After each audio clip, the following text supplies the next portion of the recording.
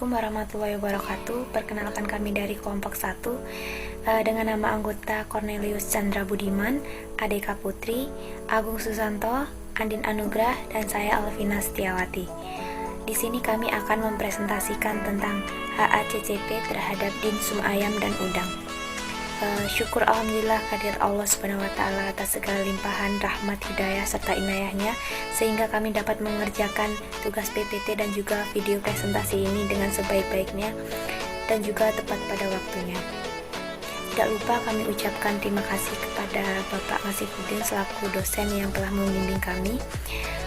Tentu saja dalam pengerjaan tugas ini kami masih banyak kekurangan sehingga kami dengan senang hati akan menerima kritik dan juga saran dari teman-teman sekalian.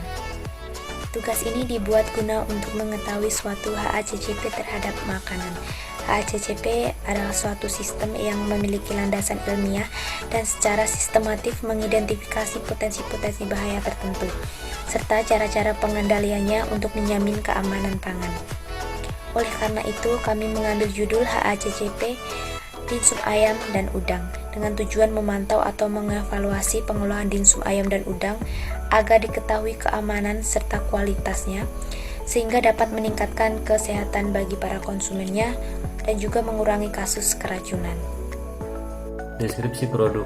Dimsum adalah makanan yang terbuat dari ayam, sapi, dan beberapa jenis seafood yang dibalut dengan selembar kulit. Di deskripsi ini, produk kali ini adalah dimsum yang terbuat dari ayam dan udang. Jenis dimsum biasanya dibagi menjadi dua macam, yaitu dikukus dan digoreng. Ide dari pembuatan usaha ini adalah dilandasi oleh semakin banyaknya usaha yang ada pada saat ini dan mengikuti pola dasar yang lebih cenderung cemilan. Untuk variasi dimsum ini akan disesuaikan dengan selera pasar saat ini dengan menambahkan beberapa varian pedas dan lain-lain. Nama produk dimsum udang dan ayam. Komposisi bahan atau produk: kulit dimsum, somai siap pakai, ayam filet, udang peci kupas, parutan wortel, garam, daun bawang, minyak wijen, bawang putih, merica, kecap asin, saus tiram, telur, dan gula pasir. Karakteristik produk: makanan basah, dimsum, udang, ayam, pedas, dan gurih. Metode pengawetannya disimpan di tempat yang dingin atau bisa juga dipanaskan. Kemasan utama dan pelindung: dus dimsum dan box plastik. Kondisi penyimpanan: disimpan di tempat yang dingin.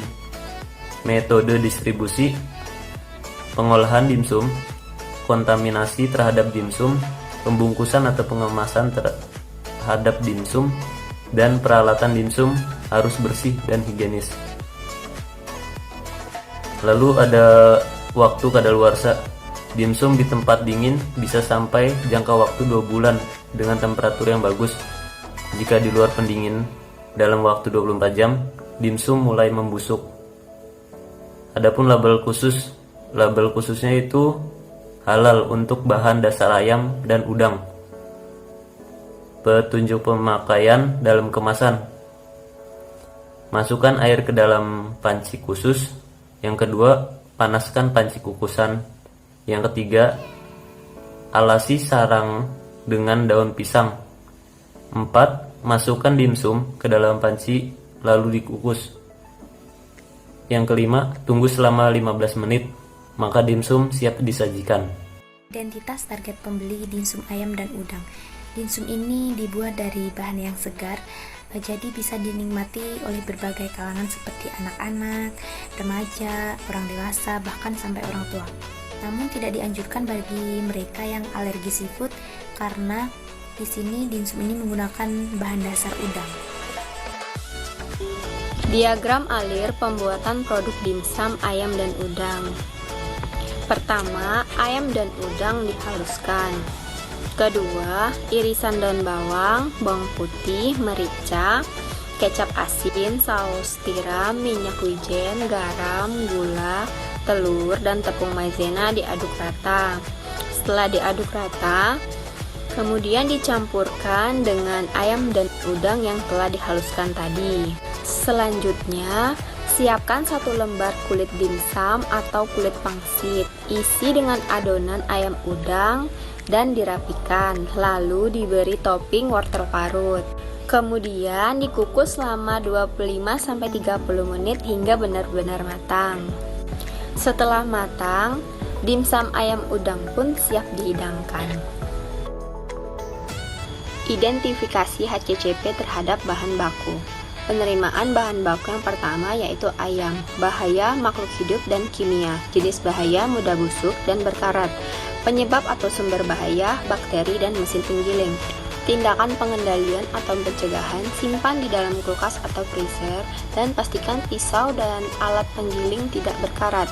Probabilitas medium, keparahan medium dan low, dan signifikan.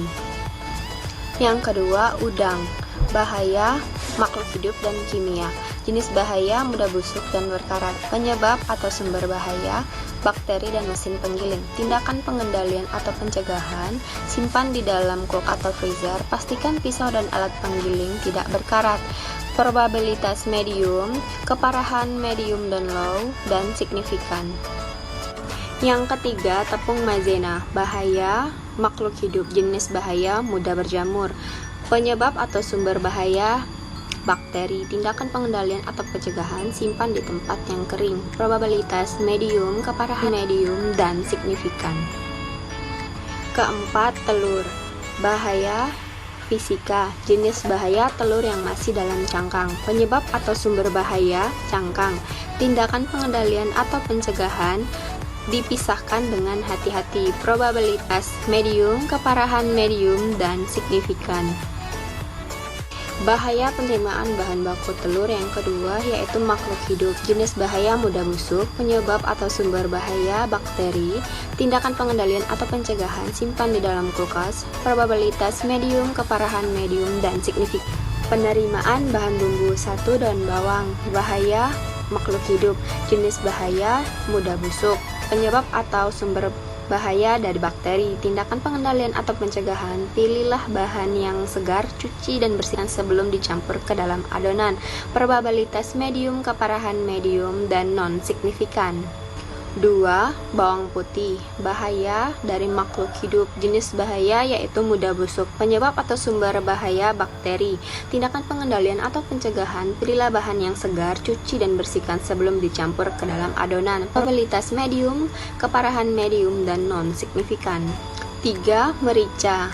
Bahaya makhluk hidup, jenis bahaya yaitu kadaluarsa, penyebab atau sumber bahaya dari bakteri. Tindakan pengendalian atau pencegahan, simpan di tempat kering suhu ruangan. Probabilitas low, keparahan low, dan non-signifikan. Keempat, kecap asin. Bahaya dari makhluk hidup, jenis bahaya yaitu kadaluarsa, penyebab atau sumber bahaya dari bakteri. Tindakan pengendalian atau pencegahan, cek tanggal kadaluarsa sebelum beli dan simpan di tempat yang kering. Probabilitas medium, keparahan low, dan non-signifikan.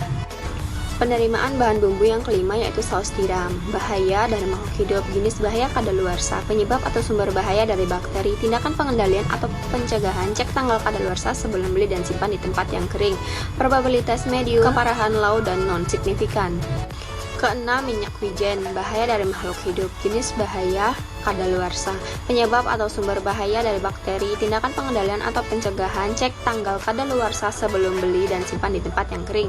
Probabilitas medium, keparahan low, dan non-signifikan. 7. Garam. Bahaya dari kimia, jenis bahaya mudah meleleh, penyebab atau sumber bahaya suhu panas. Tindakan pengendalian atau pencegahan, simpan di tempat kering suhu ruangan. Probabilitas high, keparahan high, dan non-signifikan. 8. Gula. Bahaya dari kimia, jenis bahaya yaitu mudah meleleh, penyebab atau sumber bahaya suhu yang panas. Tindakan pengendalian atau pencegahan, simpan di tempat kering suhu ruangan. Probabilitas medium, keparahan high, dan non-signifikan. Identifikasi HACCP terhadap proses pengerjaan. 1. Proses penghalusan. Tingkat bahaya F. Fisika. Jenis bahaya ayam dan udang yang belum halus. Penyebab atau sumber bahaya penggilingan kurang maksimal. Tindakan pencegahan atau pengendalian. Giling kembali apabila masih ditemukan ayam dan udang yang belum halus. probabilitas M, medium. Keparahan M, medium. Signifikasi NS, non-signifikasi. 2. Proses pencampuran. Tingkat bahaya M, makhluk hidup. Jenis bahaya, bakteri. Penyebab atau sumber bahaya, tangan dan alat yang tidak steril. Tindakan pengendalian atau pencegahan. Gunakan hand gloves, cuci tangan sebelum bekerja, dan gunakan alat yang bersih. Probabilitas M, medium. Keparahan M, medium. Signifikasi NS, non-signifikasi. 3. Proses pengisian. Tingkat bahaya M, medium. Jenis bahaya, bakteri. Penyebab atau sumber bahaya, simpan di tempat kering di suhu ruangan. Tindakan pengendalian atau pencegahan, gunakan hand gloves, cuci tangan sebelum bekerja, dan gunakan alat yang bersih. Probabilitas M, medium. Keparahan H, high. Signifikasi S, signifikasi.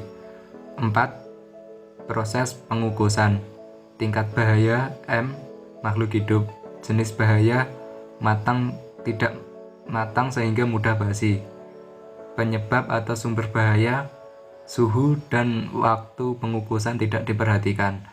Tindakan pencegahan atau pengendalian, perhatikan suhu dan waktu. Probabilitas H, high. Keparahan H, high. Signifikasi S, signifikasi. Selanjutnya adalah tahapan titik kendali dan batas kritis. Tahapan proses yang pertama adalah pencampuran. Batas kritisnya, pastikan tangan dalam keadaan yang bersih, sudah mencuci tangan dengan sabun, dan pastikan tangan dalam keadaan yang kering. Yang kedua adalah proses pengisian. Batas kritisnya adalah bahan yang sudah tercampur harus tercampur dengan rata dan gunakan sarung tangan atau alat bantu seperti sendok yang bersih. Kemudian tahap proses yang ketiga atau yang terakhir adalah pengukusan. Kukus selama 20-30 menit di panci kukusan yang berisi air mendidih. Atur suhu dengan api yang sedang. Dan yang terakhir ada kesimpulan dan saran. Untuk kesimpulan, dikarenakan dimsum berbahan dasar olahan daging seperti ikan, udang, ayam, dan sapi, maka dari itu dokumen HACCP sangat penting guna mengetahui alat dan bahan yang digunakan benar-benar steril dan bersih, seperti untuk mengetahui suhu yang tepat dan apakah peralatan itu memang benar-benar higienis. Dan untuk saran, disarankan setiap masakan dibuatkan dokumen HACCP guna mengetahui apakah benar-benar cara memasak kita sudah benar, dan juga kualitas produk akan tetap terjaga bila kita mengetahui langkah-langkah dan prosedurnya. Mungkin itu yang dapat kelompok kami sampaikan. Bila ada kekurangan kami mohon maaf. Bila ada kritik dan saran dengan senang hati kami akan menerima. Saya akhiri, billahi taufiq wal hidayah. Wassalamualaikum warahmatullahi wabarakatuh.